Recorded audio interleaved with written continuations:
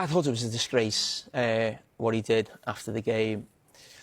Some people have painted it as an emotional outburst. I don't think it was. I think whenever Mo Salah stops in a mix zone, which he's done 4 times in 8 years at Liverpool, it's choreographed with him and his agent to cause maximum damage and strengthen his own position. He did that 12 months ago, and I called him out on this show about it. And he played on the heartstrings of Liverpool supporters. Liverpool were top of the league. He'd scored the winning goal at Southampton. That was the time to come out and put pressure on the Liverpool ownership. So if the rest of the season you'd have banners in the crowd, give Mo his dough. He's chose this weekend to do this now. And he's waited, I think, for a bad result with Liverpool. You can see the last-minute goal. Liverpool supporters, managers, the manager, everyone involved with the club feels like they're in the gutter at the moment. And he's chose that time to go for the manager and maybe try and get him sacked. That's the way I felt about it. The one line that stands out for me is thrown under the bus. He's tried to throw the club under the bus twice in the last 12 months with the situations that I've just mentioned. Now, going after the owners initially, these are owners who've been paying him hundreds of thousands of pounds for 6 years. He's complained a year ago because they haven't given him a contract at the age of 32.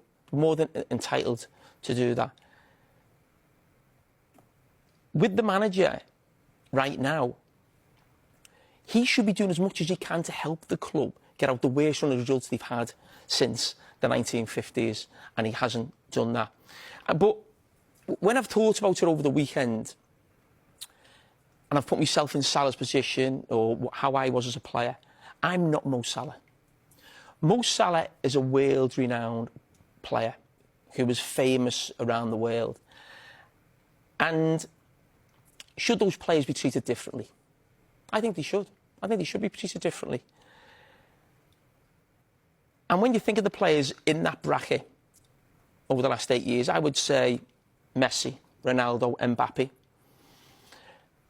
I wouldn't put Salah alongside them, but he's very close for what he's done for Liverpool. So a legendary figure. And all those players, I think, get a privilege. Exactly the same one Mo Salah gets at Liverpool. He doesn't have to defend. He doesn't have to chase back. So that's the privilege he has with Liverpool. But when we're talking about throwing people under the bus, he's threw the Liverpool right back under the bus for 8 years. Can you imagine playing behind him for 8 years? But we accept it because he's a superstar and he scores 250 goals and he's given me, as a Liverpool supporter, some of the greatest nights of my life watching him and what he's done. And that's why we accept it. But also then when you think of the ego of these type of players, Ronaldo, Messi, Mbappe, Mo Salah, I think they have a feeling that the success of a football club is down to them. Now, I have no problem with that because I think that drives them on to score more goals and get more success, and it benefits Liverpool. It then becomes a problem when you're in a situation like this. And when Mo Salah's talking about how many goals he's scored, I've got more goals than anyone in the Premier League, what I did last season, he's always speaking about himself. One thing I just want to sort of remind Mo Salah, maybe his agent, is that before he come to Liverpool, Mo Salah was known as the guy who failed at Chelsea. That's just a fact. He'd never won a major trophy before he came to Liverpool. He's also the greatest player his country have ever had in Egypt. Egypt, in the African Cup of Nations, are the most successful nation. He's going there in a couple of weeks. Mo Salah's never won the AFCON. That is not me trying to put Mo Salah down as a player. I've just said he's one of the best players in the world in the last 8 years. Very few better. But what it tells Mo Salah and his agent is, it's not about an individual. You weren't a big star before you come to Liverpool.